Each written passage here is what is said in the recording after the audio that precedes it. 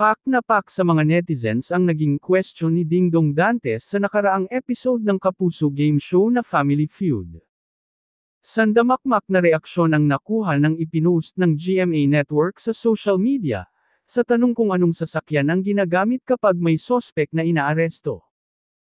Ang mababasa sa art card na nakapost sa official Facebook page ng GMA, sa Pilipinas, ang sospek na inaaresto ay isinasakay sa, ang pagpipili ang option ay letter A, police car, at sa letter B, eroplano. May mga naaliw sa tanong pero meron ding nambasag dito at hindi nagustuhan ang question ni Dong. Narito ang mga reaksyon at sagot ng mga Facebook users. DDS na ako, as in Dingdong Dantes supporter. May mga feeling na naman sila pinatatamaan. Ganun pa man, bato-bato sa langit, tamaan sana magising naman. Daming iiyak, tatamaan, at magpi-people power niyan sa Facebook, sabay tawa. Eroplano po. Gaya sa ginawa nila sa dating Presidente Duterte. Police car, then eroplano. Tapos kung lulusot, wheelchair.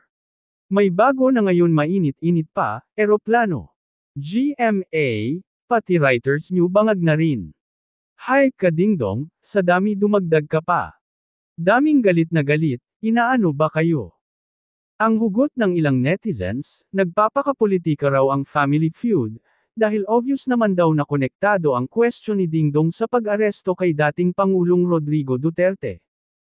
Kasalukuyang nakadetain pa rin si Duterte sa International Criminal Court o ICC facility sa The Hague, Netherlands sakay ng private plane noong March 11.